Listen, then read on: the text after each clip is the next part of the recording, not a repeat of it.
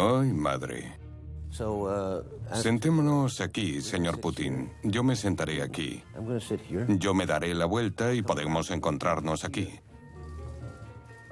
Puedo venir desde ahí, puedo bajar desde ese balcón. Nos encontraremos por aquí. Me gusta más desde aquí porque le da profundidad. Vale. De hecho, hay una marca allí atrás. No, más atrás, más atrás. Vale.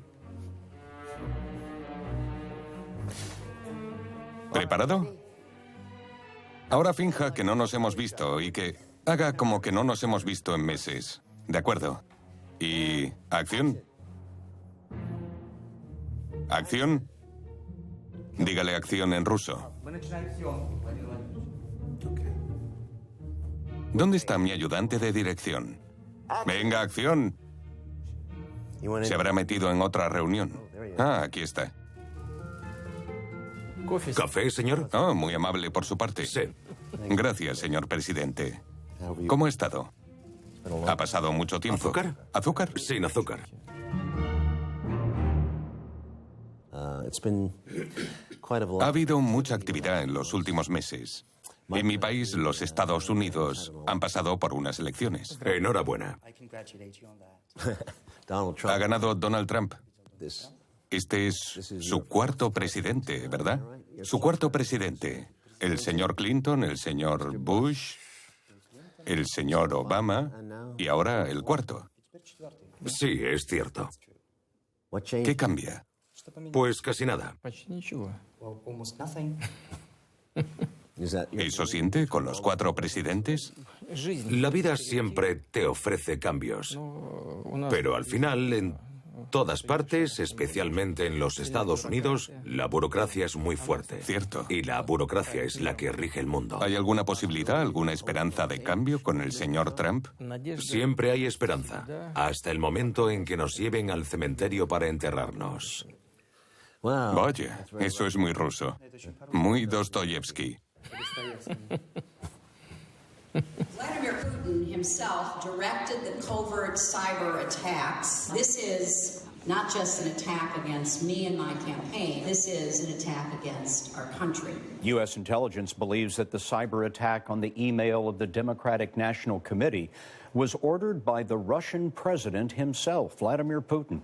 In early September, when I saw President Putin in China, I felt that the most effective way to ensure that that didn't happen was to talk to him directly and tell him to cut it out. There were going to be some serious consequences if he didn't. Las elecciones han tenido una enorme cantidad de críticas. Y lo que quedará en los escritos, según Occidente, es que Rusia ha interferido en las elecciones para beneficiar al señor Trump. Ese argumento es muy tonto. Es cierto que nos gustaba el presidente Trump y nos sigue gustando porque ha anunciado públicamente que está dispuesto a restaurar las relaciones ruso-americanas. Y cuando los periodistas de diferentes países empezaron a hacer preguntas sobre esto, estaban intentando cogerme, por decirlo de alguna manera. Siempre le respondía, ¿estáis en contra de que haya una buena relación entre los Estados Unidos y Rusia? Es cierto que aún habrá que esperar a ver si en realidad, si en la práctica, las relaciones de nuestros dos países hacen algún progreso. Él hablaba de restaurar lazos económicos, una lucha conjunta contra el terrorismo. ¿No es acaso algo bueno? Sí, pero ¿por qué se molestó en hackear las elecciones? Nosotros no las hackeamos. Es difícil de creer que cualquier otro país, incluso un país como Rusia, fuese capaz de influenciar seriamente una campaña electoral o el resultado de unas elecciones. Y es verdad que algunos hackers revelaron problemas existentes dentro del Partido Demócrata, pero no creo que haya influido seriamente ni en la campaña electoral ni al resultado de las elecciones. Sí, estos hackers, sin identificar, han sacado a la luz algunos problemas que había, pero no han contado ninguna mentira. No estaban intentando embaucar o engañar a nadie. Y el hecho de que la presidenta del Comité Ejecutivo del Partido Demócrata haya dimitido refuerza el hecho de que admite que eran ciertos, por lo que los hackers no tienen la culpa. Esto es un problema interno de los Estados Unidos. Esas personas que intentaron manipular la opinión pública no deberían haber intentado crear una imagen de Rusia como enemiga. Deberían haberse disculpado ante el electorado, pero no lo hicieron. Y por encima de todo, el pueblo norteamericano está esperando cambios importantes. Me refiero en particular a asuntos relacionados con la seguridad, la lucha contra el desempleo y la necesidad de crear nuevos puestos de trabajo en el país. Sadly, the American dream is dead. Me refiero a la protección de los valores tradicionales porque hasta límites insospechados, los Estados Unidos son una nación muy puritana, hasta límites insospechados, al menos en el interior. Y Donald Trump y su equipo han sido muy inteligentes en su campaña electoral. Ellos sabían, entendieron dónde estaban sus votantes, qué estados tienen un mayor número de votantes. Cuando veía sus discursos durante la campaña electoral, pensé que a veces iba demasiado lejos. Pero parece ser que tenía razón. Donald J. Trump is calling for a total and complete shutdown of Muslims entering the United States until our country's representatives can figure out what the hell is going on. Build that wall. Build that wall. Él sabía cómo tocar la fibra sensible de esas personas y ganarse sus corazones. Y no creo que nadie sea capaz de poner en duda el resultado de estas elecciones. Lo que deberían hacer aquellos que han sido derrotados es sacar conclusiones de lo que han hecho, desde cómo empezaron a plantear su trabajo en vez de culpar a otros, a personas externas. Y creo que el antiguo equipo de Obama ha creado un campo de minas para el nuevo presidente y para su equipo. Han creado un ambiente en el que es muy difícil para él poder realizar las promesas hechas a la población. Pero realmente no esperamos nada revolucionario. Pero sabrá que hasta Trump ha dicho que Rusia hackeó las elecciones. Hay una cita. As far as hacking, I think it was Russia, but I think we also get hacked by other countries and other people.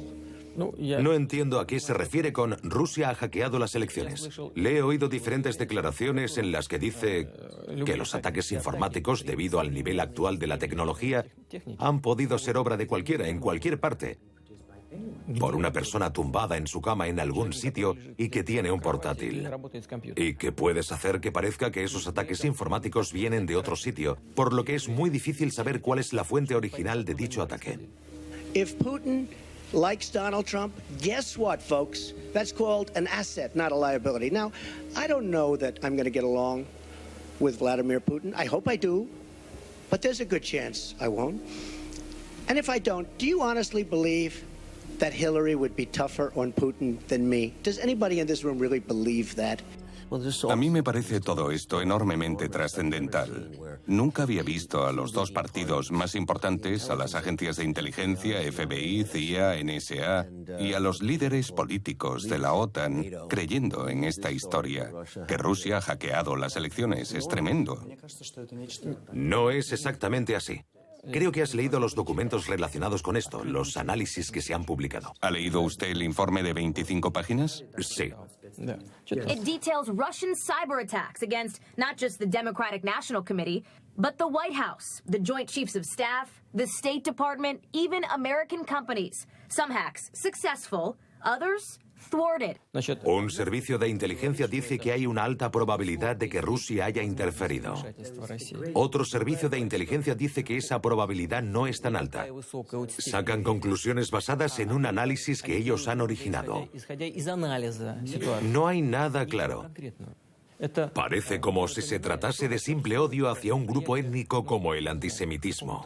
Si alguien no sabe cómo hacer algo, si alguien resulta ser incapaz de enfrentarse a este o aquel problema, los antisemitas siempre culpan a los judíos por su propio fracaso. Esas personas que tienen este mismo tipo de actitud pero contra Rusia siempre culparán a Rusia de cualquier otra cosa que ocurra. Al parecer el senador McCain, por ejemplo, hoy o ayer propuso un veto en el Senado para cualquier tipo de sanción que proponga Trump por adelantado. Por desgracia, hay muchos senadores así en Estados Unidos. Putin is a killer. There was no moral equivalence between the United States and Putin's Russia. I repeat, there is no moral equivalent between that butcher and thug and KGB colonel and the United States of America, the country that Ronald Reagan used to call a shining city on a hill. Honestamente, me gusta el senador McCain hasta cierto punto. Vale. No estoy bromeando. Me gusta por su patriotismo y puedo identificarme con esa lucha constante por los intereses de su país. En la antigua Roma existió Marco Porcio Catón, Catón el Viejo, quien siempre terminaba todos sus discursos utilizando las mismas palabras. Cartago debe ser destruida. La gente con unas convicciones como las del senador que has mencionado siguen viviendo en el mundo antiguo y se resisten a mirar hacia el futuro. Son reticentes a reconocer la rapidez a la que cambia el mundo. No ven la amenaza real y no pueden dejar atrás el pasado que siempre les arrastra. Por otro lado, hemos estado apoyando la lucha por la independencia de los Estados Unidos. Fuimos aliados durante la Primera Guerra Mundial y la Segunda Guerra Mundial. Ahora mismo nos enfrentamos a amenazas comunes como el terrorismo internacional. Tenemos que luchar contra la pobreza en todo el mundo, el deterioro del medio ambiente, que es una amenaza real para toda la humanidad. Y por último, hemos acumulado tantas armas nucleares entre todos que también se ha convertido en una amenaza para todo el planeta. Sería bueno que reflexionásemos un poco acerca de todo esto. Hay muchos problemas a los que enfrentarnos. Se ha acusado a Rusia de alta traición. Es un asunto grave. Los medios lo repiten y parece haber calado en la población de Estados Unidos. Ya se da por hecho. Si dijera que ha hackeado las elecciones, muchos dirán que el Kremlin se ha metido a Trump en el bolsillo, que tiene una deuda con el Kremlin. ¿Entiende a dónde lleva todo esto? Se convertirá en una situación imposible para el señor Trump si realmente quiere corregir o reemprender las relaciones con Rusia. Como he dicho, y lo diré otra vez, cualquier habladuría sobre nuestra influencia en el resultado de las elecciones de los Estados Unidos es mentira. Lo están haciendo por muchas razones. Primero, están intentando minar la legitimidad del presidente Trump, creando situaciones que nos impidan normalizar nuestras relaciones. Y quieren añadir leña al fuego para crear una guerra política interna. El contexto de las relaciones entre Estados Unidos y Rusia no es más que un elemento utilizado en esa lucha política interna en los Estados Unidos. Mucha gente está frustrada y están de acuerdo en que este ataque informático es un fraude. Muchos coinciden con Julian Assange, quien tiene mucha información desde el 2006. We can say, we have said repeatedly over the last 2 months that our source is not the Russian government and it is not a state party. Muchas personas de los Estados Unidos aseguran que los ataques cibernéticos son fraudulentos y estamos contentos de saber que hay gente que piensa así. Sin embargo, hay gente que promueve esta idea y dice estas barbaridades porque quieren utilizarlo como excusa para crear un ataque político y nuestra refutación no va a poder pararles. Solo utilizarán nuestras negativas como armas para seguir utilizándolas en esta guerra. Ya nos conocemos todos sus trucos. A mi parecer, si conoce sus trucos, podría hacer algún tipo de declaración sobre los ataques cibernéticos y especificar por qué no es posible, ya que debería haber algún rastro. Creo que hay muchas vías que podría explorar todavía. Parece que a Rusia le da igual defenderse contra estas acusaciones. Las dejan correr y las catalogan de lo habitual. Sí, tienes razón. No nos preocupamos especialmente de esas acusaciones porque realmente no nos preocupan. Esto es un problema interno de los Estados Unidos. Lo digo una vez más, que se me oiga. Quienes quieran que sean esos hackers no podrían haber influenciado demasiado realmente en el curso de las elecciones. Y si han destapado algo, solo han arrojado luz sobre problemas reales de la vida política americana. No han mentido, no se han inventado nada. No importa de dónde sean estos hackers. Rusia, América Latina, Asia, puede que de África. ¿Hay alguna evidencia en el ciberespacio que Rusia pueda presentar como defensa? No hay ninguna evidencia que diga que somos culpables. Y esa es la mayor prueba de todas, la mejor defensa que tenemos. Esos informes que mencionabas de la NSA y de la CIA no tienen hechos concretos. Solo son una serie de incitaciones, suposiciones y alegaciones. Entonces ahora mismo está a la espera. Al mismo tiempo, el señor Trump ha recalcado en más de una ocasión la necesidad de aumentar el enorme presupuesto militar de los Estados Unidos y destinarlo tanto a armamento convencional como nuclear. Para mí no tiene ningún sentido. ¿Cómo puede Estados Unidos invertir más de lo que ya gasta? Los Estados Unidos invierten en defensa más que todos los países del mundo juntos. Los contribuyentes americanos deberían reflexionar sobre esto también. Hay otras cosas en las que invertir dinero, como sanidad, educación, los sistemas de pensiones. Hay asuntos sociales que atender. Solventar la deuda pública que ya está alrededor de los 20.000 millones de dólares. El ejército siempre está descontento con el dinero que recibe del gobierno. Créeme, tenemos las mismas discusiones aquí. ¿Espera poder reunirse en algún momento en los próximos meses con el señor Trump? Creo que sí, nos veremos. Tampoco tenemos prisa. El presidente Trump tiene que ponerse al frente de su nuevo puesto con temas importantes. Tendrá que trabajar con los servicios de inteligencia, con el Departamento de Estado, el ejército. Tendrá que trabajar con los republicanos y los demócratas y tenerles en cuenta. Así que cuando la administración esté lista para ponerse manos a la obra en asuntos prácticos, responderemos. ¿Pero cómo va a trabajar con los servicios de inteligencia si estos son los que le están diciendo que Rusia hackeó las elecciones? Es un callejón sin salida. No, no es un callejón sin salida. Esto es una cuestión de personal humano. Si el señor Trump llamase porque quisiese desclasificar o ver los documentos relacionados con Ucrania, todos los documentos, todos los de Siria, y comprobar el origen de estos problemas, ¿habría alguna posibilidad de que cambiara su forma de pensar? Creo que sería posible. Pero me gustaría reiterar que él tendrá que trabajar dentro de un marco de trabajo. Ya somos adultos y sabemos qué está pasando. Espero que, una vez haya comprendido los puntos decisivos del asunto, podrá hacerse una idea propia de lo que está ocurriendo.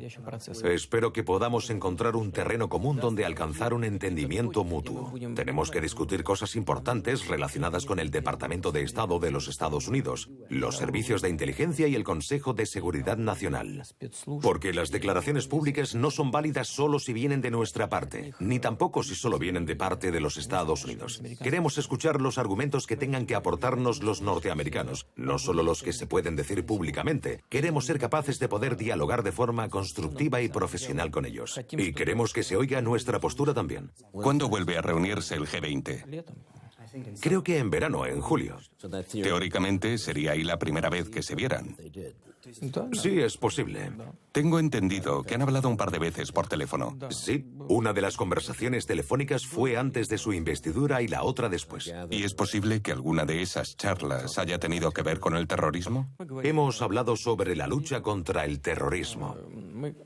Hemos mencionado el tema de Corea del Norte. Hemos hablado sobre el desarme nuclear y se mencionó el tema de Ucrania. Bien, entiendo. ¿Ha habido alguna interferencia norteamericana durante las elecciones de Rusia del 2012?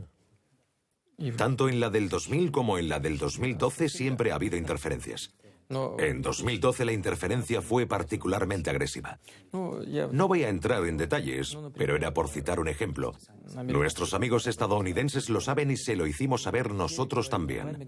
Se lo dije a Obama y a John Kerry. No podíamos imaginar que trabajadores diplomáticos pudieran ser tan agresivos interfiriendo en la campaña electoral que se estaba llevando a cabo en Rusia. We have programs both inside Russia and outside Russia to work with those Russian activists who want to work with us to try to strengthen rule of law, to try to strengthen a free press. We have a large number of Russian journalists who've actually fled Russia now, who are working with us and with others in Europe to try to ensure there is independent Russian language news going back into the country. We also work on LGBT rights and other things inside Russia with those who want to work with us. Incitaron a las fuerzas de la oposición. Convocaron mítines con la oposición. Los diplomáticos no deberían hacer esas cosas. Los servicios diplomáticos se supone que deben promover las buenas relaciones entre los países. Las ONGs pueden discutir diferentes temas sin importarles el país de origen.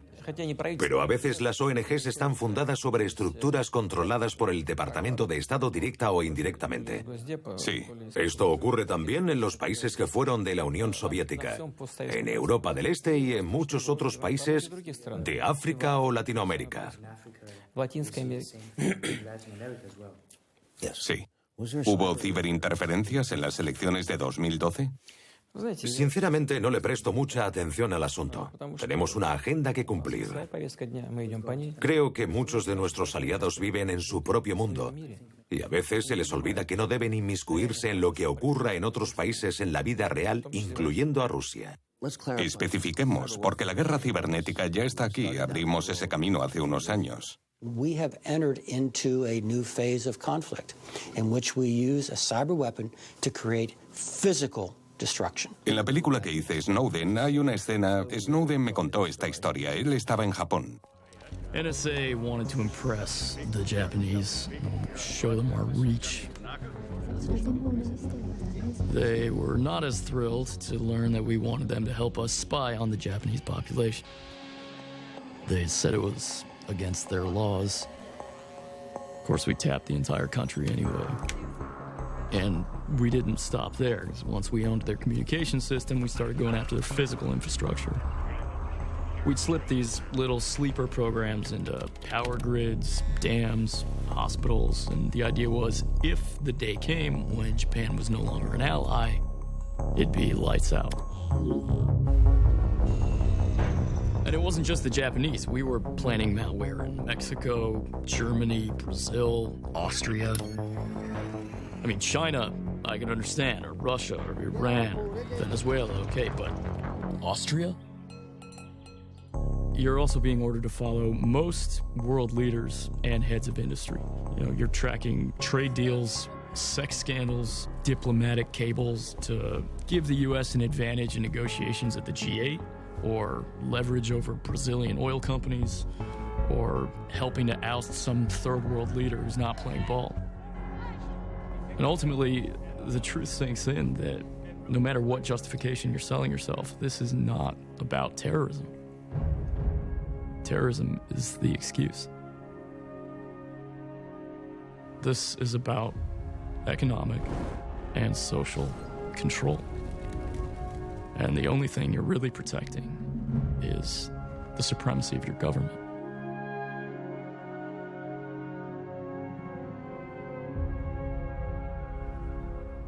Como puedes comprobar, los norteamericanos tienen mucho de lo que ocuparse. Tienen que estar en todas partes. 600.000 millones de dólares invertidos por el Pentágono solo en seguridad y defensa.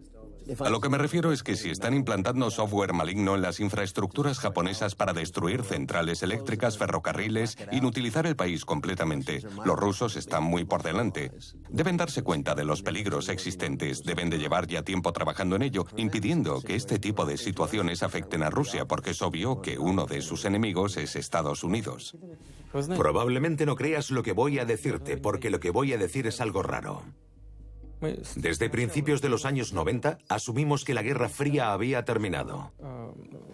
Pensábamos que no hacía falta tomar ninguna medida preventiva adicional porque nos veíamos a nosotros mismos como parte integrada de la comunidad mundial. No teníamos equipos propios. Sí, me lo creo. Nuestras empresas, nuestras instituciones estatales y departamentos administrativos nos lo compraban todo. Sí. Hardware y software. Conseguimos muchos equipos de los Estados Unidos, Europa, y esos equipos los utilizan los servicios de inteligencia y el Ministerio de Defensa. Pero desde hace poco nos hemos dado cuenta de la amenaza que todo eso supone. Solo en los últimos años hemos empezado a pensar cómo podríamos conseguir independencia tecnológica, así como seguridad. Sí, bien. Me refiero a ahora mismo. Hablamos de lo que Snowden dijo acerca de lo que los Estados Unidos le habían hecho a un aliado en el 2007, a Japón, en 2008. Si están implantando software maligno en sus aliados, ¿entiende a qué me refiero? ¿Qué les estamos haciendo a la gente de China, Rusia, Irán y demás? Me refiero a si Rusia se había dado cuenta ya por el 2007 de que los Estados Unidos estaban implantando softwares malignos. Los Estados Unidos no lo admitirán, pero se sabe que en 2010 consiguieron infiltrar el virus Stuxnet en Irán. Tranquilo, lo sabemos. By the fall of 2010, the consensus was that Iran's top-secret uranium enrichment plant in Natanz was the target, and that Stuxnet was a carefully constructed weapon designed to be carried into the plant on a corrupted laptop or thumb drive, then infect the system, disguise its presence, move through the network changing computer code, and subtly alter the speed of the centrifuges without the Iranians ever noticing. Sabotage by software. ¿Se atacó a Rusia por el 2006, 2007, 2005? Por aquel entonces no prestábamos atención. Nuestras plantas nucleares, las plantas que producen armamento nuclear, tenían a vigilantes americanos estacionados en el territorio donde estaban esas fábricas y plantas. Sí, cierto. Entonces, ¿como muy tarde en qué año? Creo que como muy tarde en el 2006. Pero no lo recuerdo exactamente, por lo que la confianza y apertura de Rusia no tenían precedentes. Vale, entonces... Por desgracia, los Estados Unidos no nos lo reconocieron, no quisieron darse cuenta y apreciarlo. ¿Y qué ocurrió? Me refiero, ¿cuándo construyó Rusia su potencial cibernético? Ha sido un proceso largo. Teníamos que ponernos al día con los demás. Teníamos una buena base. Tenemos un alto nivel en educación y buenas escuelas de matemáticas. Y ahora mismo, algunas compañías rusas ganan 7.000 millones de dólares al año, más o menos. Han llegado a ser muy competitivas en el mercado del software y son muy activas en la creación de hardware. Ya estamos viendo los primeros superordenadores.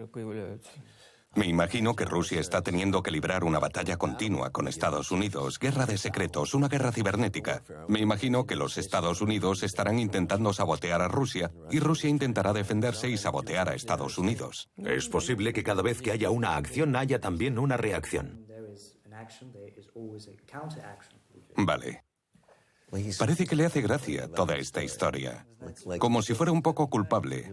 Parece un zorro que acabase de salir del gallinero. No había gallinas en el gallinero, por desgracia. Hace unas semanas vi en RT un informe. No era de interés y desapareció al cabo de un día o dos, pero en ese informe se decía que más de 20 países habían sido atacados por botnet en sus sistemas bancarios en Rusia, 6 grandes bancos. Parecía algo de tal magnitud que después de las elecciones se hablaba de un posible ataque de los Estados Unidos a los sistemas bancarios rusos. Два крупнейших российских розничных банка ВТБ-24 и Альфа-банк сегодня подверглись мощной хакерской атаке. На прошлой неделе также был атакован сайт Центрального банка. Сбербанк, Альфа-банк признал Банк Москвы, Росбанк и Московская биржа. Началась она 8 числа, 8 ноября, в общем-то, в канун выборов в США. La historia no desapareció. Había informes que decían que esos ataques habían sido preparados. No estábamos seguros al 100% de que esto iba a pasar, pero sí te puedo decir que la comunidad bancaria se dirigió a los medios de comunicación. Ellos informaron a sus clientes, a los ciudadanos, de que tales ataques eran posibles, que eran inminentes. Pidieron a los ciudadanos que no se pusiesen nerviosos, que no se sintieran confusos, que no corrieran a sus bancos para sacar el dinero de sus cuentas. No estamos afirmando que los Estados Unidos tuviesen la culpa. No tenemos pruebas para mantener esas afirmaciones. Es un gran negocio. Primero tenemos al señor Biden diciendo que atacará a Rusia de la misma forma en la que ellos nos atacaron en estas elecciones. We're sending a message. We have the capacity to do it, and he'll know it. And it'll be at the time of our choosing, and under the circumstances that have the greatest impact. Y el señor Obama secundó eso. I think there is no doubt that when any foreign government tries to impact the integrity of our elections, that we need to take action, and we will, at a time and place of our own choosing. Some of it may be explicit and publicized, some of it may not be. But Mr. Putin is well aware of my feelings about this because I spoke to him directly about it. Es una conversación indignante, son palabras mayores. Son del vicepresidente y luego del presidente. Son gente seria. Algo pasó antes del día de la investidura. Dijeron, elegiremos el cuándo, pero ciertamente la administración de entonces no tenía tiempo alguno. Para serte franco, no quiero ofender ni insultar a nadie, pero lo que hemos visto que ha pasado durante los últimos días me recuerda a lo que el Politburó del Partido Comunista de la Unión Soviética estaba haciendo cuando se daban órdenes y estrellas y medallas los unos a los otros. Sí, ya. Especialmente cuando se daban medallas unos a otros. Era muy divertido. Entonces entendí que la administración se había quedado sin tiempo para tomar decisiones serias. Parece que se lo toma como un asunto sin importancia, pero si tenemos en cuenta la cantidad de dinero que se ha invertido en la guerra cibernética, a mí me parece una amenaza seria. Tengo la sensación de que está jugando, porque sí que pasó algo, y no lo quiere revelar por ser un asunto delicado. ¿Está decepcionado porque los Estados Unidos fallaron en algo? ¿O simplemente lamenta el dinero gastado de los contribuyentes americanos? No. Me preocupa que la guerra cibernética nos lleve a una guerra abierta. Creo eso porque en el pasado el virus Stuxnet estuvo muy cerca de crear el caos en el mundo. Creo que es muy peligroso, y creo que estamos jugando con fuego. Es muy peligroso. Lo sé. Obviamente tiene información y entiendo que no quiere hacerlo público, pero ¿seremos capaces de manejarlo? Me parece que lo que pasó en Irán podría ser tan serio de la misma manera que lo que pasó en Nagasaki e Hiroshima en 1945. Fue el principio de una nueva era. Las armas usadas en Hiroshima y Nagasaki abrieron una página trágica en la historia de la humanidad porque liberaron a un genio terrible de la botella. Nuestros especialistas militares creen que no había ningún sentido militar detrás del uso de las armas atómicas contra los japoneses que ya estaban en retirada. Pero creo que esta comparación entre Stuxnet y las armas nucleares es excesiva. No estamos de acuerdo en el código de conducta en ese campo, aunque sí estoy de acuerdo en que las consecuencias de esta espiral de acción pueden ser muy graves e incluso trágicas. Me suena a guerra secreta, pero nadie sabe quién la empezó. Nadie sabe si usó un país como representante, si fue Corea del Norte quien pirateó a Sony. Estos son los rumores que circulan. Si todas las luces de Rusia se apagan durante la noche, habrá un miedo tremendo, como lo habría en Estados Unidos, y la gente no sabría quién lo hizo.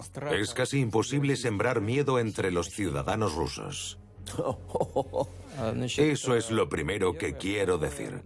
Y lo segundo, las economías que son más sofisticadas, tecnológicamente hablando, son más vulnerables a este tipo de ataque. Pero en cualquier caso, es una tendencia peligrosa.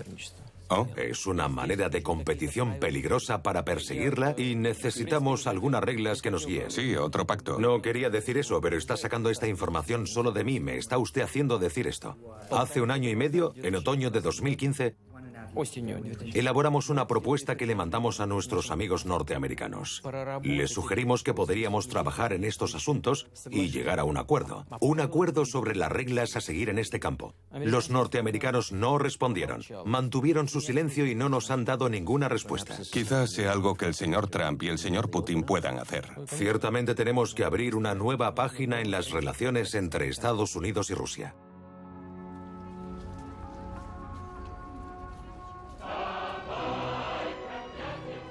John Reed, el único estadounidense enterrado en el Kremlin, interpretado por Warren Beatty en la maravillosa película Reds. Escribió sobre la revolución, estuvo aquí en 1917 y 18. Le preocupaba profundamente el socialismo y fundó el Partido Comunista Americano. No es que fuese malvado ni nada, era bastante idealista. Se preocupaba por los trabajadores que iban a la huelga en Estados Unidos y soportaban la fuerte oposición de las corporaciones. Fue considerado un héroe por mucha gente. Por supuesto, estaba en contra de la Primera Guerra Mundial, como muchos pacifistas y la gente decente. Y de la Primera Guerra Mundial vino la Revolución Rusa, que es muy interesante en la historia de los imperios. Ahora vemos la tumba de Lenin.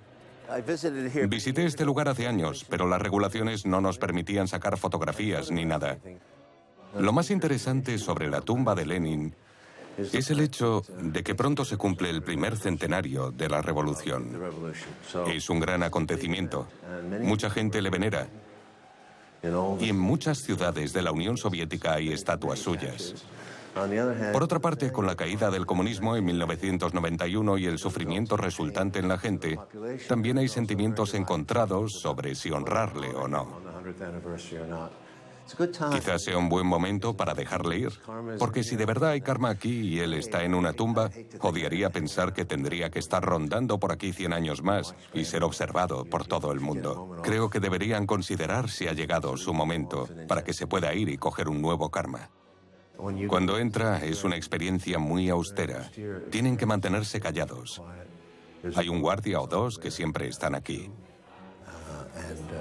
No puedes corretear por los sitios. Te dan tiempo. Te sientas, observas esto y te puedes parar a pensar. Es una experiencia poderosa. Brezhnev, Félix Dzerzhinsky, Yuri Andropov y el villano más famoso de la historia junto con Adolf, de acuerdo con mucha gente, Joseph Stalin. Para la gente de la revolución en la izquierda, para los cuales el comunismo significaba un cambio y una mejora para los trabajadores, él fue un desastre en el sentido de que dejó una reputación horrible, manchando la ideología para siempre. Está mezclada con sangre y terror. Pero sí que jugó un papel importante en la Segunda Guerra Mundial y fue un gran aliado de los Estados Unidos durante la Segunda Guerra Mundial. El señor Trotsky, ¿no? ¿Dónde está? Nada de Trotsky.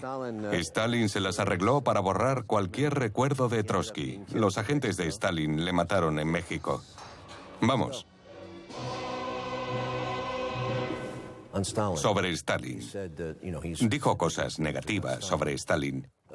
Y, por supuesto, él ha sido condenado por el mundo. Pero al mismo tiempo sabemos que lideró la victoria de Rusia sobre Alemania, sobre el fascismo. ¿Qué se saca de esa ambigüedad? Creo que eres una persona muy lista. ¿Por qué? Lo puede discutir mañana si lo desea.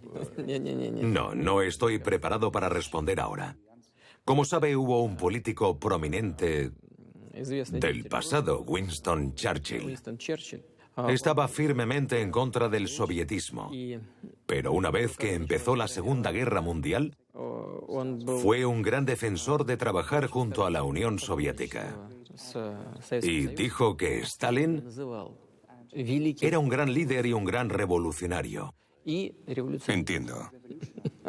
Después de la Segunda Guerra Mundial, como es bien sabido, fue Churchill quien inició la Guerra Fría. Y cuando la Unión Soviética hizo su primera prueba nuclear, no fue otro sino Winston Churchill quien anunció la necesidad de una coexistencia de los dos sistemas. Era una persona flexible. Pero pienso que en lo más profundo de su corazón, su actitud hacia Stalin nunca dudó, nunca cambió. Stalin fue un producto de su tiempo. Puedes tratar de ponerlo como un demonio todo lo que quieras. Nosotros tratamos de hablar sobre sus méritos en el logro de la victoria sobre el fascismo.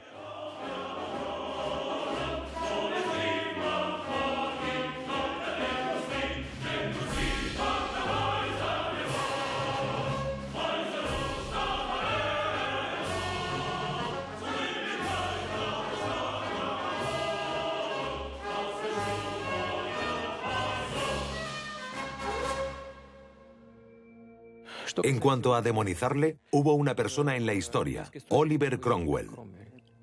Fue un hombre sediento de sangre que llegó al poder en una revolución y se volvió un dictador y un tirano.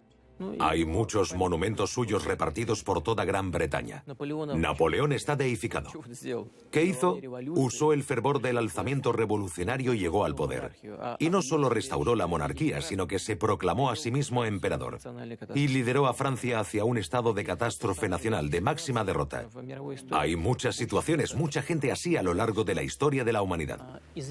Creo que poner a Stalin como a un demonio tan a menudo es una manera de atacar a la Unión Soviética y a Rusia para demostrar que la Rusia de hoy día se originó en el estalinismo. Por supuesto que tenemos estas marcas de nacimiento. Marcas de nacimiento. Lo que estoy diciendo es que Rusia ha cambiado radicalmente. Por supuesto que algo de todo aquello resuena en nuestra mentalidad. Sin embargo, eso no significa que debiéramos olvidar todas las atrocidades que se cometieron durante el estalinismo, la destrucción de millones de nuestros compatriotas, los campos de concentración. Estas cosas no se pueden olvidar. ¿Su padre y su madre le admiraban? Sí, cierto. Creo que una mayoría abrumadora de los ciudadanos de la antigua Unión Soviética le admiraban.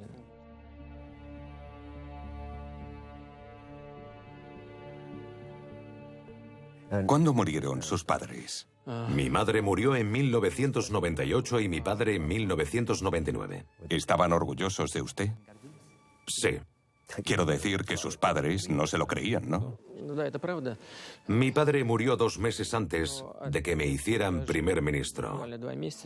Pero incluso antes de ser primer ministro, cuando le visitaba en el hospital, él le decía a las enfermeras: mirad, aquí viene mi presidente.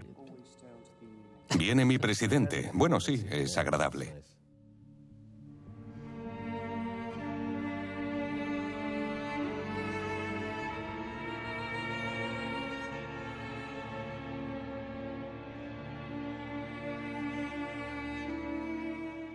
Las acusaciones de los Estados Unidos se basan principalmente en que usted ha creado un sistema de centralización autoritaria, lo que ellos llaman un estado de capitalismo oligárquico. Por otra parte, están bastante contentos, claro, con la Rusia de 1990, donde los viejos oligarcas se desarrollaron antes de que usted viniese. Luego usted arruinó a muchos de ellos por su cuenta. Me contó esa historia, que tuvo una reunión en Moscú donde destacó que era responsabilidad de la gente y del Estado. La élite occidental dice que ha puesto sus propios oligarcas en el poder en estos últimos 15 años. Mientras que los viejos oligarcas están sentados en lugares como Londres. Admiten que han acumulado grandes riquezas, pero dicen que usted les ha llevado a esa riqueza y que la ha compartido. Que es usted, de hecho, la persona más rica del mundo. Desde Rockefeller, Morgan u Onassis. Se puede reír si así lo desea, pero como líder de su gente, como Chávez o Castro o muchos otros que han sido acusados de corrupción, ¿hay algún modo de que usted pueda aclarar su fortuna? Para ser honesto, no tengo la riqueza que ellos me atribuyen. Recuerdo cuando me mudé a Moscú desde San Petersburgo. Estaba espantado y conmocionado por los muchos estafadores que se habían reunido aquí en Moscú. Y su comportamiento era tan espantoso que no me pude acostumbrar de inmediato. Esa gente no tenía ningún tipo de escrúpulo. ¿Qué es una oligarquía? Es la integración de dinero y poder con miras a influenciar las decisiones que se van tomando y cuyo objetivo último es la acumulación de riquezas. Mi tarea consistía en diferenciar entre el poder y el dinero. En 2008 dije que muchos empresarios privados, con los que yo no tenía relación, habían mostrado grandes cualidades para mi sorpresa. Asumieron una gran responsabilidad para mantener nuestras empresas y quedarse con sus trabajadores. Estaban dispuestos a poner en riesgo su capital. Tengo la esperanza de que, conforme a la legislación, vamos a desarrollar negocios privados. Pero por ahora, el asunto de los oligarcas y el poder no es tan acuciante como solía serlo en 1990. Tenemos una tarea mayor ahora. Tenemos que enfrentarnos a la diferencia económica entre los ricos y la gente con menos salario. En el 2000 teníamos unos 40 millones de personas viviendo en la pobreza. Ahora mismo, los números siguen siendo altos. pero se ha bajado a la mitad. En cuanto a los oligarcas, ya no les veo como un problema. ¿No hay cuentas bancarias en Chipre? No, y nunca las ha habido. Es una tontería, y si eso fuese el caso, ya lo habríamos resuelto hace tiempo. Lo imagino. Bueno, tengo que decir que desde mi observación personal me lo pasaría muchísimo mejor si fuese rico. No creo que eso traiga mucha felicidad. Con esta crisis, podrías pensar en qué hacer con tus activos, cómo guardarlos y dónde ponerlos. Solo le traería dolores de cabeza. Es usted mucho más rico que cualquiera que tenga grandes sumas en sus cuentas. Usted tiene su propia opinión, tiene talento, tiene la oportunidad de demostrar ese talento y tiene la oportunidad de dejar un gran legado tras usted. El dinero no trae este tipo de felicidad. Cuando uno está en el ataúd, no tiene bolsillos para guardarse el dinero.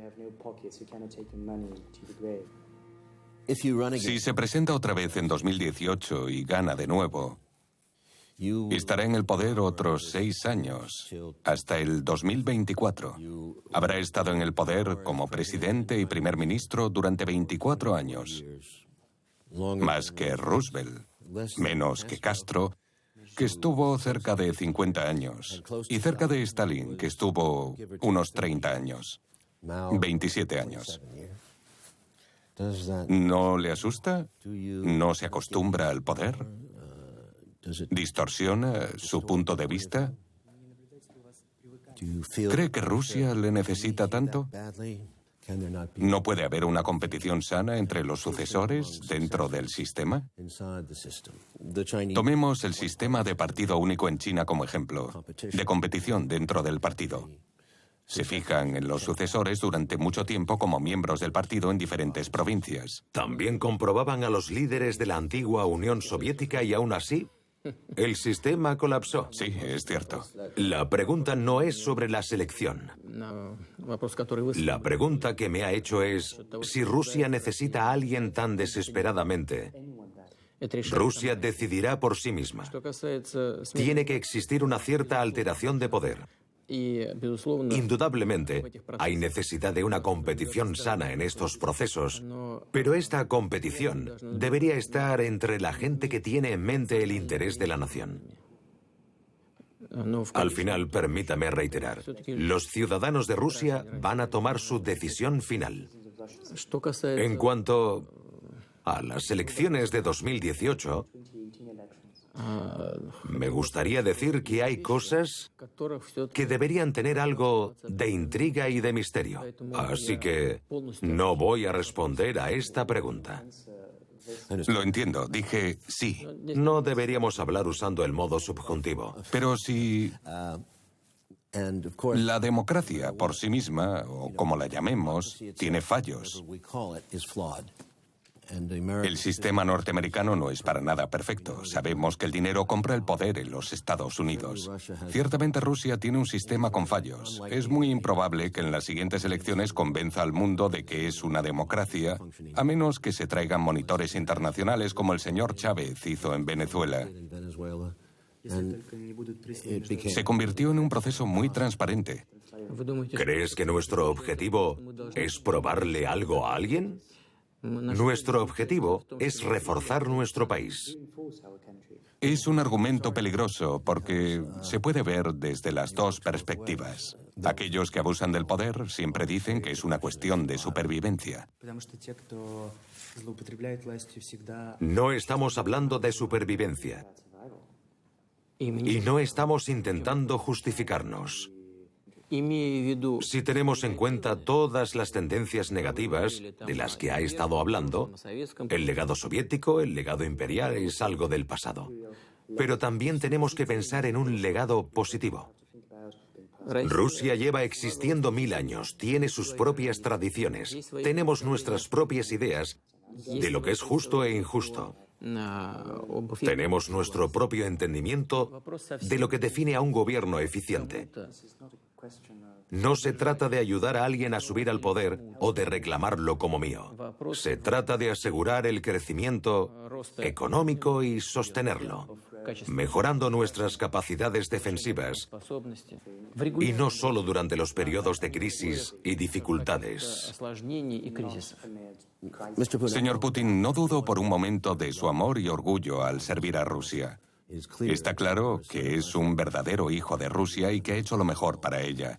Pero creo que todos conocemos el precio del poder. Y cuando se está en el poder durante mucho tiempo, no importa lo que haya pasado, siempre sentimos que la gente nos necesita. Pero al mismo tiempo hemos cambiado y a veces ni lo sabemos ni lo reconocemos. Sí que es un estado peligroso.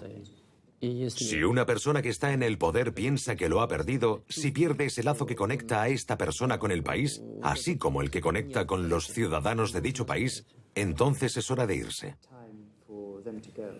Vale. ¿Qué hora es? Ya es la hora. Ah. Gracias, señor Putin. Un placer.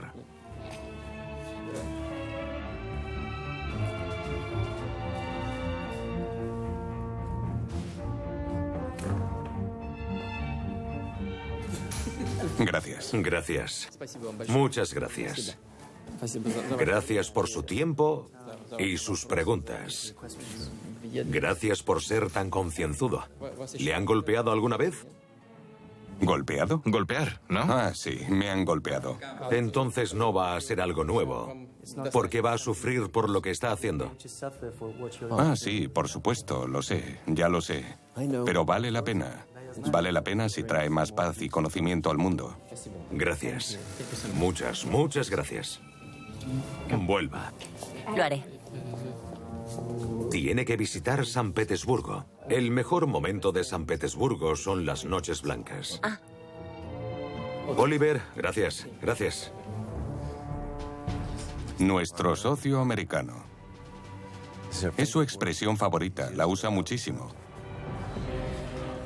Gracias, Dimitri. Le deseo lo mejor. Sí. Hasta luego. La próxima vez será más relajado. Adiós. Muchas gracias. Buena suerte con los militares esta noche. Tómese un tiempo de relax después. Muchas gracias. Y usted debería dormir un poco. Adiós.